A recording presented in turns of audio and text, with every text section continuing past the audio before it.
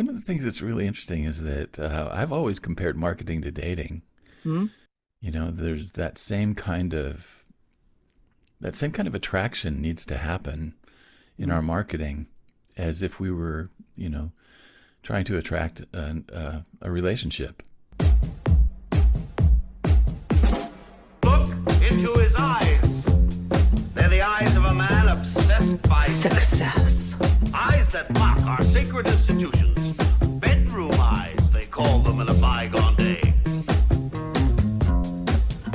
Sex desire is the most powerful of human desires. When driven by this desire, men develop keenness of imagination, courage, willpower, persistence, and creative ability unknown to them at other times. So strong and impelling is the desire for sexual contact that men freely run the risk of life and reputation to indulge in. When harnessed and redirected along other lines, this motivating force maintains all of its attributes of keenness of imagination, courage, etc., which may be used as powerful creative forces in literature, art, or in any other profession or calling, including, of course, the accumulation of riches. Napoleon Hill.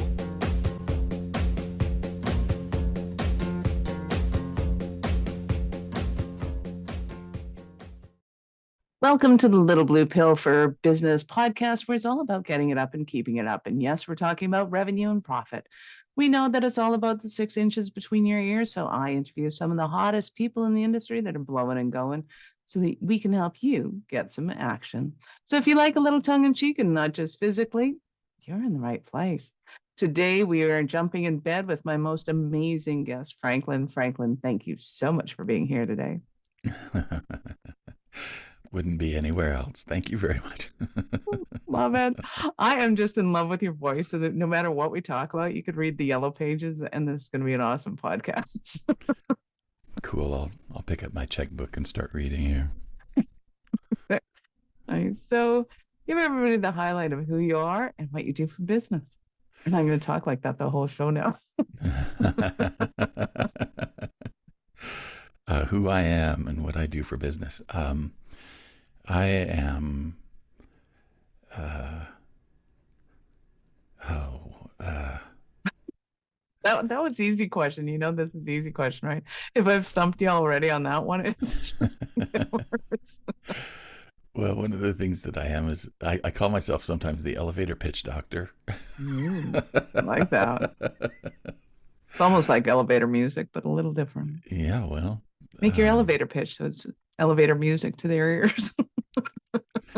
yeah. So my elevator pitch. Let's see. Today, what my elevator pitch is that I am a jack of many trades and a master of a few, and I love marketing, and I love business, and I love entrepreneurship, and I love music, and I love production, and I love this, and I love that, and I love podcasting, and I love talking to people like Michelle. And so So I what I spend hear my you saying days. is you're a little polyamorous when it comes to your endeavors. Oh my God, that is absolutely on point. Nice. Yes, I am. Um, I am definitely polyamorous in all of my pursuits. Uh, yes. Yeah, your marketing is gonna be totally different after the show. I'm seeing little inklings of it already. Well, one of the things that's really interesting is that I've always compared marketing to dating. Hmm? There's that same kind of attraction needs to happen in Hmm. our marketing as if we were, trying to attract a relationship. Right? So it's like, yeah, I don't see it as very different. In fact, it's one of the things that I came across probably entirely too late in my business career was the whole idea that all marketing is about humans having relationships, and that those relationships then can lead to, some kind of a transactional situation, but it's a relationship nonetheless, and it forms just like any other relationship. Same stages, different context. Absolutely. And I think too, it's interesting to me that we are in the past have been so reluctant to mention attraction in relationships. And it's like, well, why wouldn't you? If you're repelled by somebody, you wouldn't do business with them. But Yeah. all of a sudden, attraction gets a sexual connotation to it. It's like, oh, I'm attracted to you. Like, oh, Yeah. like all of a Right. sudden, it's like too much, too much. Not that kind. But yeah, I think one of the things that's really interesting is like it's been pigeonholed, you know, Hmm. just like we do everything else. It's like we create these pretty solid walls around our experiences and don't let our experiences inform each other as much as we could. God knows why. Right. And well, and my job here is to melt down those walls. I'm not going to break down anything. We're going to melt Yeah. those suckers. We're going to get hot in the room. We're going to melt those because I think it really is important. I think there is a direct correlation to confidence, power, money, intrigue, curiosity, sexuality, Yeah. and it's when you really understand who you are and what you bring to the table, and you have boundaries on those that um, that becomes incredibly attractive to other people. And I think that is kind of the X factor that people are looking for when they're doing business with each other. And to your point, I think that has to come across in your marketing, especially Mm. now. Oh, Because if you absolutely. are too vanilla in your marketing, and don't get me wrong, I love French vanilla, but not kind of the boring, no flavored vanilla, um, that's where people are falling flat in their marketing, and they don't Yeah. realize why. It's not that they have to be overtly sexual in their marketing like I am.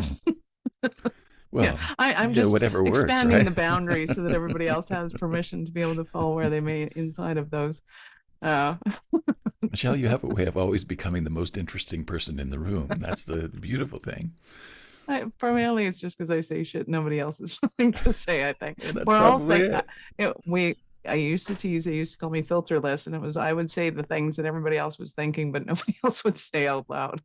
But that's the thing. I think that that is the way that marketing really needs to be approached is to go ahead and let your flag fly, you know, whether it's a freak flag or a weirdo flag or whatever kind of flag you got, Pirate put it flag, out there. whatever you got.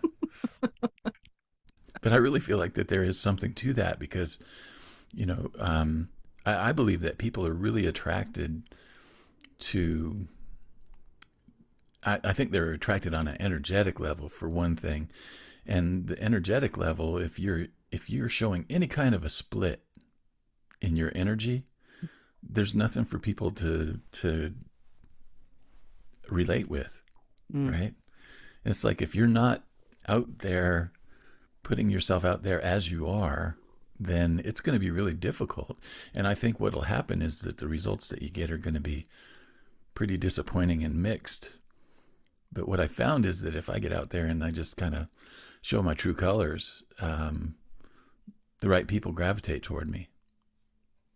Absolutely. And I think that splitting in the personality, people can somehow feel it and they're just not sure how that other part is going to come around.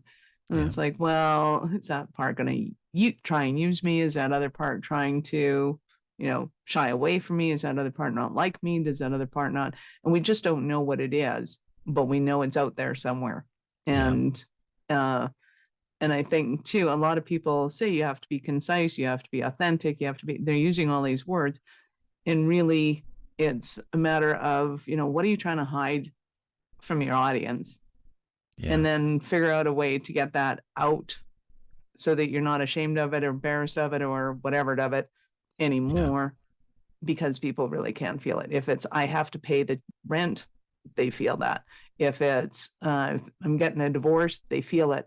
And that's got nothing to do with them and they don't care. But if you're like, oh, I got to keep this separate and away, they know that there's something separate and away. They yeah, just don't know what it is.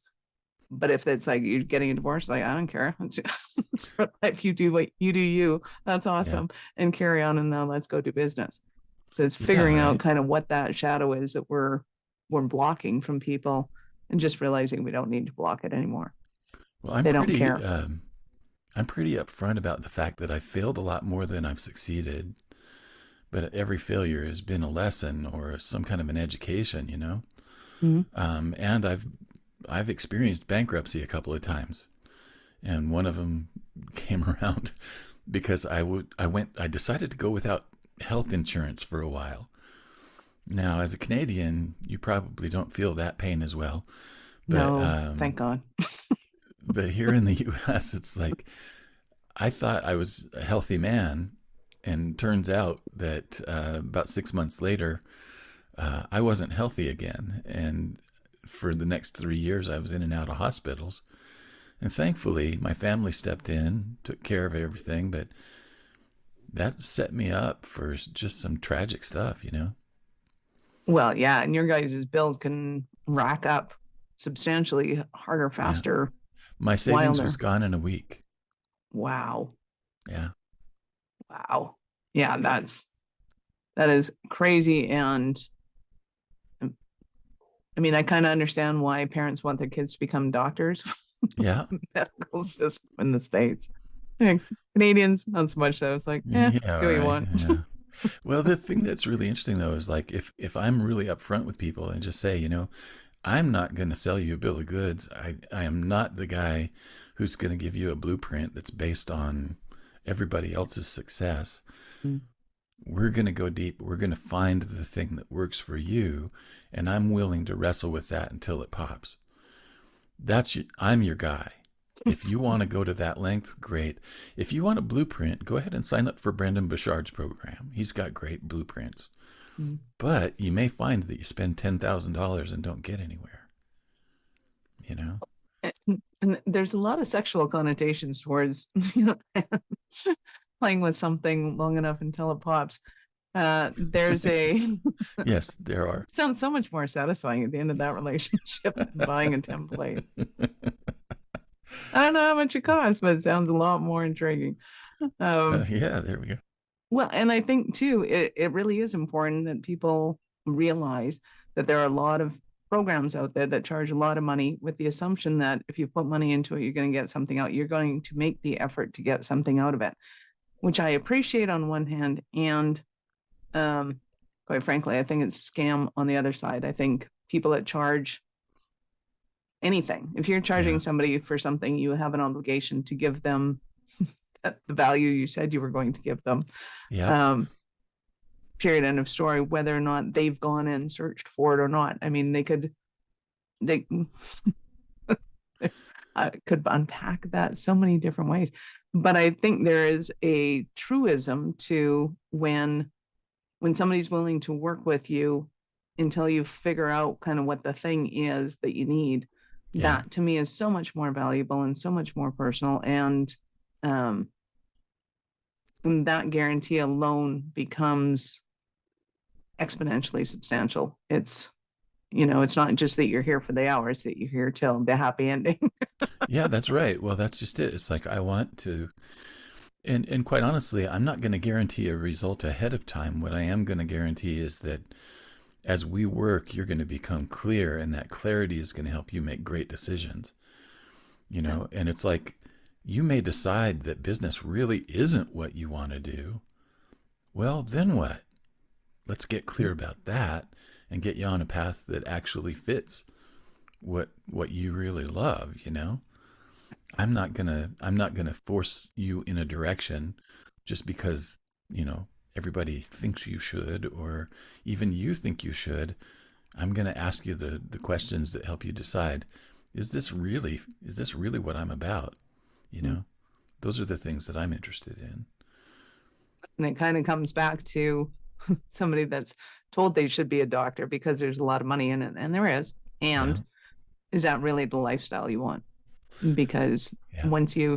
I had a habit as a youth to go and get a degree or an education in something and then go and do my practicum and then realize whether or not I really wanted to do it. And then I found out you could just volunteer and like shadow somebody and find that out in like a day. Yeah, you didn't That have would to have saved me actually so much time, effort, and money. you didn't actually have to invest in those classes and spend all that money, right? Yeah, Right. you could if only we had those years back, right? There was one time on this, and I think it's funny and poignant to this point. So I took dental assisting because there was this whole 4-year trajectory of what had to happen and how the clouds would part and the angels would sing, and this was going to be the end all and the be all. And so I'm going through this program and I'm bored out of my mind. We go to the university and we're walking through the hallways where the professors for dentistry are. And I see a skull on outside of one office, and this is after hours, so everybody's gone almost.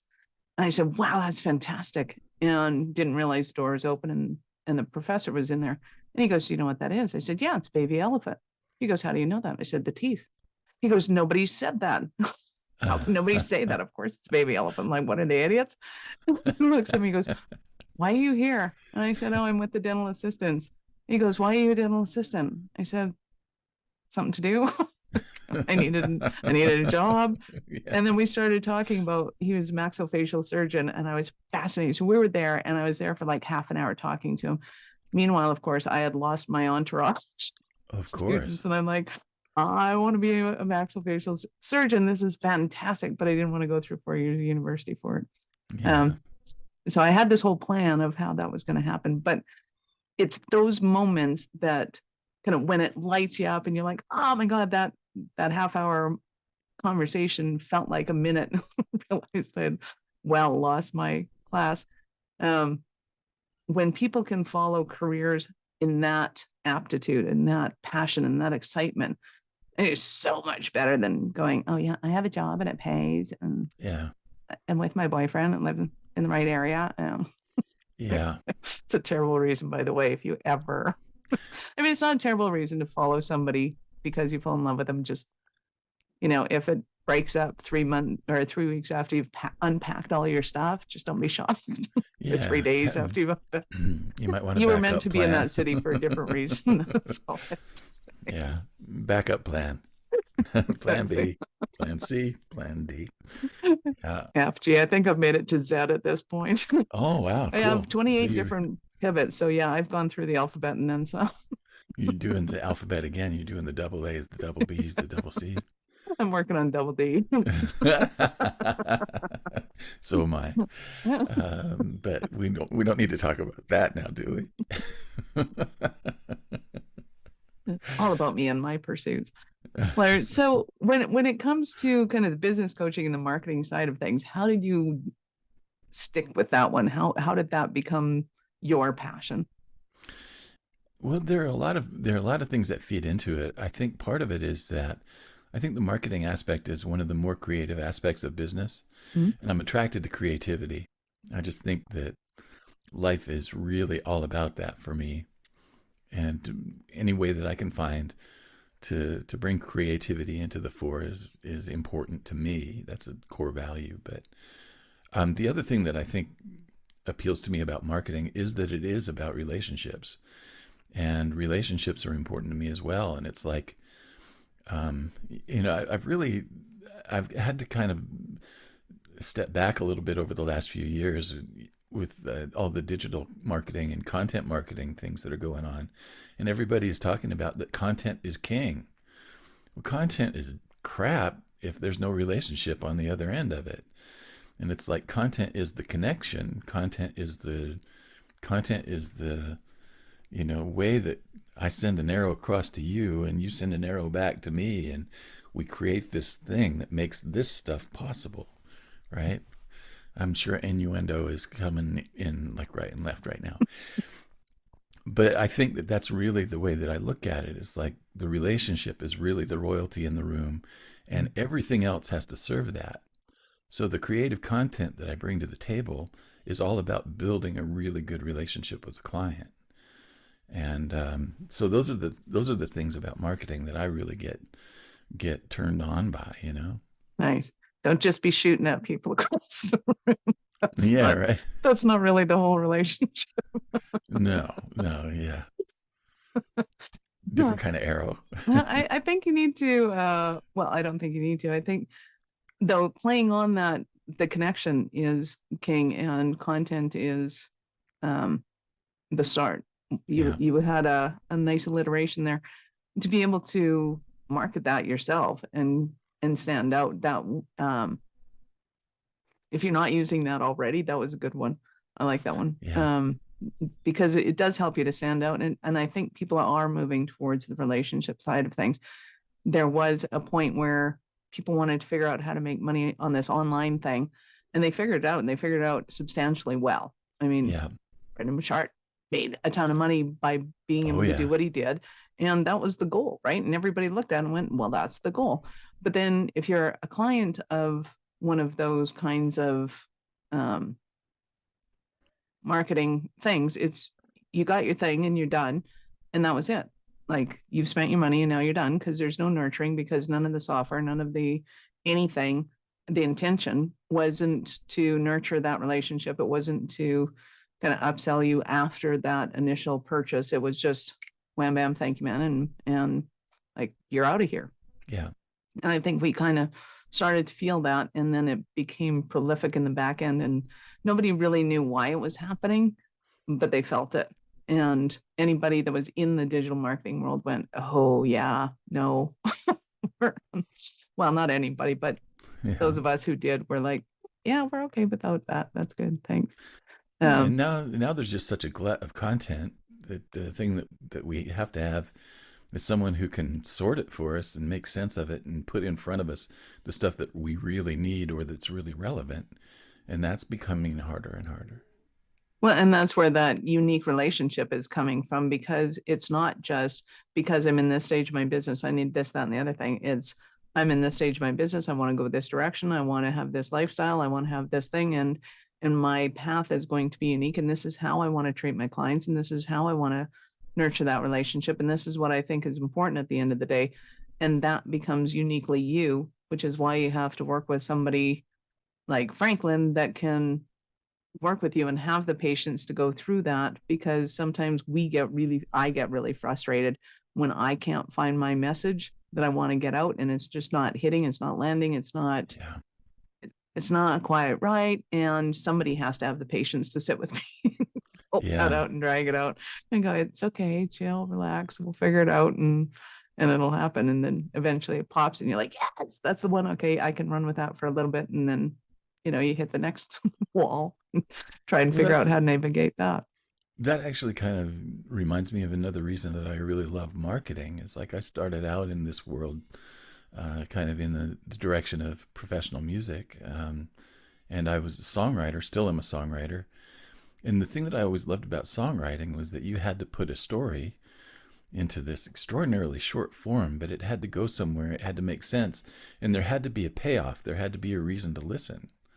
And marketing is the same thing, If you're writing copy for your ads or for your sales pages, it's the same kind of a thing. You're telling a story very quickly, but it's compelling, and there's a payoff in there somewhere. And it's like those crossovers I found to be really appealing and interesting as well, Right. And just kind of begs the question, where did jingles go in our marketing? Oh my gosh. There's a whole story there. We could have a whole show just about that, because jingles died in 1986, and they died a slow death. There's still a few around, but I think most of those died when broadcasts got consolidated, especially in the U.S. Like we had one company that owned all of the broadcast channels, and at that point, the opportunities for jingles went away. Really? Why? Well, because there was one company that was doing all of the hiring, and that actually happened more in the mid '90s when the Broadcast Act was signed, and it allowed media companies to buy as many outlets as they wanted, and it made the broadcast scene, especially in America, really homogenous. And when that happened, all of the opportunities that we had at the local level to do jingles were handled now by one company in New York or Denver or Houston. And now there was a significant part of the music business that was tied to that no longer exists. Wow. I Yeah, did not know that. crazy but true. Right. So one of the ways that I made money when I was in college was playing jingle sessions. And the really cool thing was, as a union member, those sessions paid $108 an hour. So I could schedule 2 days of sessions during the week and still go to school and not lose a thing, and be rolling in clover enough that I could actually afford a pretty decent car. And I could have probably afforded to buy a house then too, but I was too stupid to do it. But that went Right back when away. houses were 200 grand, 50 grand. You're like, oh, Yeah. but Those opportunities have largely gone away. yeah. So There's some in the States. a In few. Canada, they're one with Jurassic Park, but there are still some opportunities in the state. Well, and you might not want to live with them necessarily, but you could use them as a investment opportunity. But that's another show. Totally. Um, because I didn't realize until recently that Disney owns like a ton of news outlets, I like a think the only ton, one that owns more is the Mormon Church, but we won't go there. like a ton. I'm like, Disney news. No, Yeah. like, no. How does that work? But I guess it kind of sort of makes sense that if you're in the business of people and actors, and you just, it's kind of a sort of a feed in, it's going to make money forever. You can, keep buying them and keep making money off them. It's kind of like the residential houses for BlackRock. Well, I think, yeah, one of the things that I find very interesting is that, all of the changes that have happened industry wise have been driven by changes in technology, Mm. and technology becoming more powerful and more affordable and more competent at helping creative people do their tasks. It's like I've got an amazing array of tools at my disposal, but everybody else does too, Mm. right? And so the competition for those fewer and fewer advertising opportunities is really intense. And most of those now go to the like Bruce Springsteen and Neil Young and Kanye West. It's like they're the ones that have the name, and they're the ones that the big leagues can bring in. Mhm. So a guy like me with my really cool home studio and my really cool guitar, all I can do is like podcast intros for beautiful women. Well, and beautiful women appreciate you all over the world, I assure you. Uh, well, and I think it is kind of funny too that Kanye West broke through the 80s rule of music, because there does seem to be like the 80s was the kind of last hurrah of um, before Napster Well, the making, thing that's really making the cool, money. the thing that I find compelling about his story and so many other stories, especially in hip hop, Mhm. was that those producers started in their bedrooms with a Mac and GarageBand, and they were just putting beats together and selling their beats.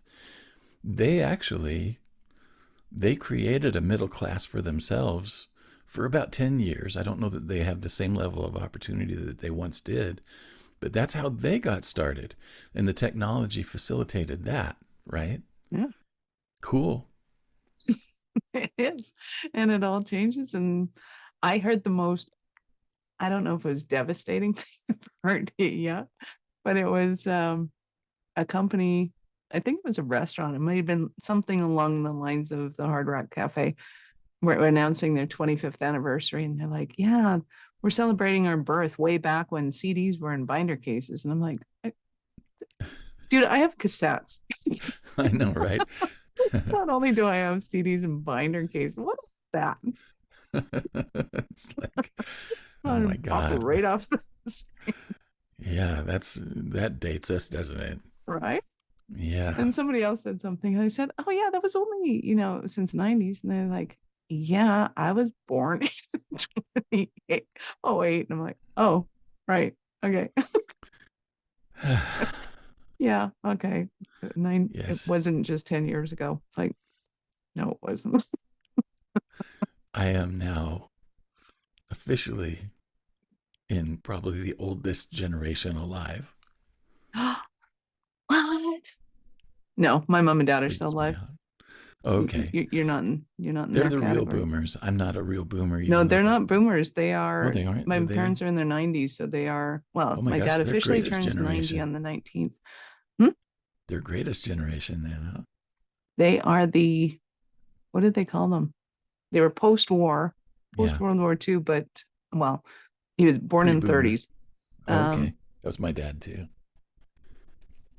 They have another name and I keep forgetting, the silent generation or something really attractive. That's it. You've got it. What a terrible Yeah. name, No but kidding. kind of appropriate. So getting back to you, who do you love to Hello. serve and support now? I'm assuming it's not the silent generation or boomers. Well, it's interesting. A lot of the folks that seek me out tend to be a little bit older. Yep. Many of them have a project that they want to accomplish, and they've got an idea. They're not quite sure what to do with it. Nice. Example, there was a woman a few years ago who's 70, I think she was 72 or 73 at the time. Mm-hmm. She wanted to have a YouTube channel. Fine. So I helped her set up a YouTube channel, right? That's awesome. And I've had a bunch of people that have wanted to write a book, Yeah. but they had had negative experiences with book coaches. And so they wanted to have some help with their book, but they didn't want to have it with specifically a literary coach.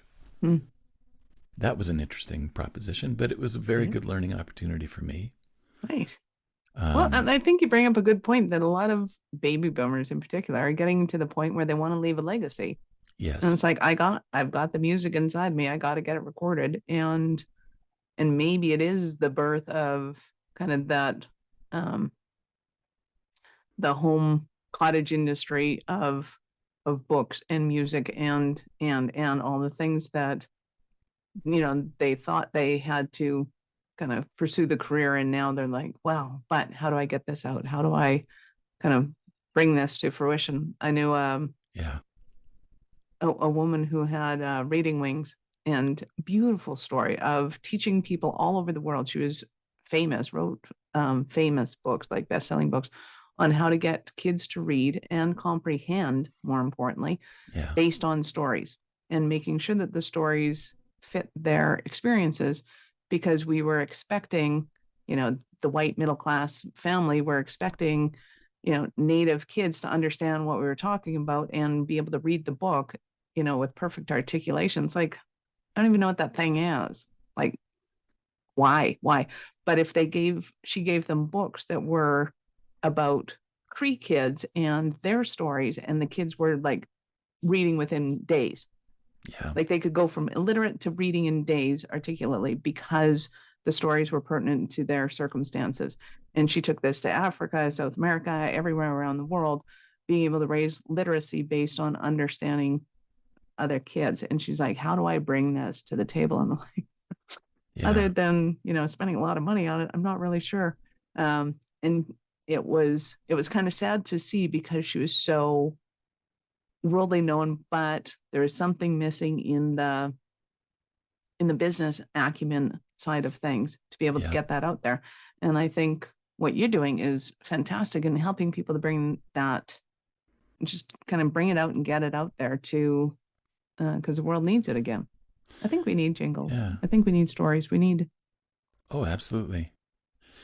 And I think even more now than ever before, I think those human connections are becoming more and more essential, more and more critical, and we've got to get them out into the world, and we've got to be able to, show these examples of human creativity. You were given that inspiration for a reason, and it doesn't matter if it's a bestseller or not, but at some level, you were inspired, and it needs to come out.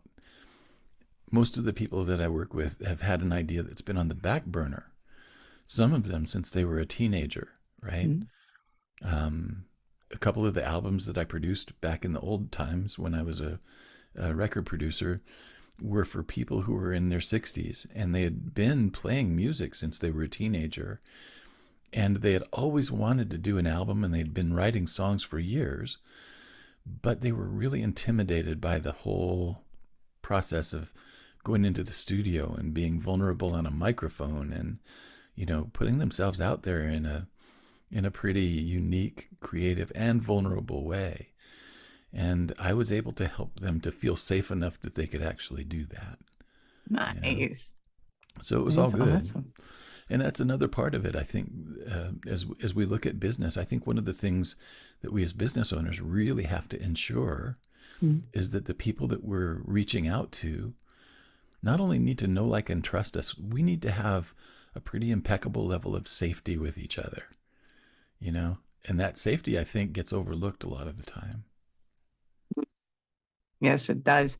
And I think too that we are in such a here and now kind of society that we forget that the Van Goghs of the world weren't fully appreciated until well after we were gone. Yeah. But if he hadn't painted when he painted, we wouldn't Yeah. have the awesomeness that is. It's crazy. So it's being able to just, trust that inner inkling and get it out, because nobody paints the way you do, nobody sings the way you do, nobody writes the way you do, nobody articulates the way you do, nobody has the moxie the way you do, or whatever it is that you're bringing to the table.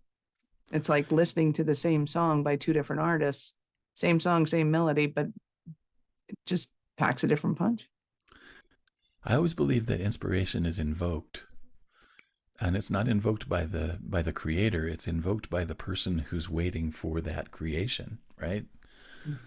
So I always look at that, if you've got a gift or if you've got an inspiration to share, that's actually being invoked by something outside of you, and it's meeting a very real need. So pay attention to it and honor it and do something about it. And don't worry about if it sells 100 million copies or not. Just honor the fact that it happened at all and do something with it. Be sure to celebrate with us, because we love celebrating with you. Yes, indeed. Love it. Yes, indeed. It makes me kind of think of Shakespeare in the Park, where when they had them here, everybody that had any liking of Shakespeare, anything of Shakespeare would come out and put up their tables, their booths, bring their towels or the blankets and set up shop kind of thing. And it was so much fun to go through and see just kind of how Shakespeare had influenced so many people today, and bringing it out. And if we can, bring all these people that have these awesome stories, whether it's their songs, and then have them all, bringing their songs to the public and singing them, even though, it's, they may not think that they deserve the stage. It's like, yeah, we think you deserve the stage. Come on, let's see it. We want to celebrate this. I think that'd be fun. The other people that I care about are people who have reached a turning point and they know it, but they're not quite sure where they're turning. Those people I have a lot of compassion for. Yeah. That's fun. We like the fork in the road because it's it's intriguing. Yeah, new possibilities. There's no other word for that. It's like, yeah, I get it. You can't see around the corner. That's the whole point. That's where the fun comes in. For those of us with a curiosity fetish, it just is endlessly fulfilling. I love it. So I know our audience is going to want more from you. How do they start that journey with you? I have a blog. It's at franklintaggart.com. Taggart, not ERT, please. ART. Don't art on them. Don't art. Yeah, it's like tag art. I have a podcast. That's a really good one. You should actually have like a little hashtag tag art. Yeah, that's not a bad idea. That's actually a pretty good thing to do. I also have a podcast called Your Own Best Company, and Michelle's been a recent guest on that podcast. That episode should be released in a couple of weeks. Yay. And I also have very recently made a book. I'm not going to call myself an author because author would be a stretch in this case. What? But it's called Straight from the Bot's Mouth. And it is a conversation with ChatGPT about artificial intelligence. And it's a 2-hour interview that I did with ChatGPT about AI and about all of the concerns and questions that I had about it. That's awesome. It's available now on Amazon. That's fantastic. I love that. Awesome. We will have links to the book and the podcast and how to get a hold of Franklin because he's awesome. Excellent. Feelings are mutual, my dear. Thank you. Yeah, I really feel lucky that we've run across each other. Awesome. You're adorable. So tell me, how do you get it up and keep it up in business? You know,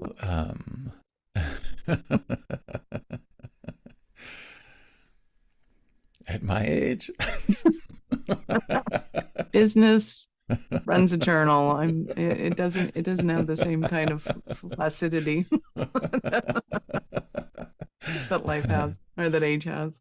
Well, I would say that my little blue pills for business are that it's always changing and always it's always evolving. Curiosity is your little blue pill. Oh yeah. Yeah, absolutely. I have no question about that. And then the other thing is that I just love a big part of my work activity is still production.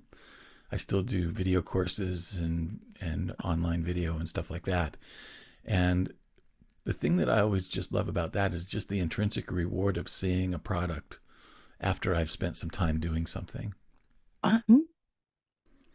So are you still, mixing and shaking things up and editing and all that kind of fun stuff, like production?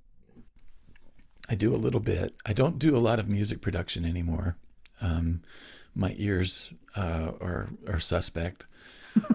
But I've been doing a lot of like online course production and online video editing and stuff like that. I don't do a lot of that now as client work.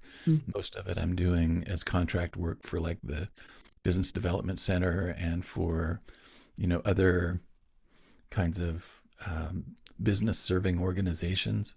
Nice. So my production schedule is about 2 days a week, and I have to squeeze my podcast into that. And priorities, man. It's all good. Yeah, I love totally it. Right. Well, So and your hearing's probably like 8 times better than any of ours still, despite the 80s. Well, there's a reason that I still wear headphones all the time. And that is it's too loud in the room. And it's just right in my headphones. There you go. Just right. Like little noise canceling. My brain noise cancels. Oh, does it really? We're not listening to that. Golly, I wish I had that. That's awesome. Franklin, you've been absolutely awesome. Any last words for our peeps? Well, I just want you to make sure that you subscribe to this podcast, that you review this podcast, and that you tell all of your friends about the little blue pill for business and the greatness that Michelle is. Aw, thank you. That's so sweet. So peeps, this is Michelle Nedelec, your mistress in business. Thank you for being here today. Be sure to subscribe to the show. Like I said, invite your friends so we can help you get it up when you need me, because I love holding you up. Thank you for listening to the Little Blue Pill for Business podcast with your mistress in business, Michelle Nedelec. Why are you still here? Go to littlebluepillforbusiness.com and get your goodies. If you enjoyed the show, be sure to share it with somebody else that you know would enjoy getting it up in business after you subscribe to the podcast, of course, so you won't miss any future episodes. Now, check the notes for links. Oh, and only tell your wife if she's into this, entrepreneurship. And I'll see you both on the other side.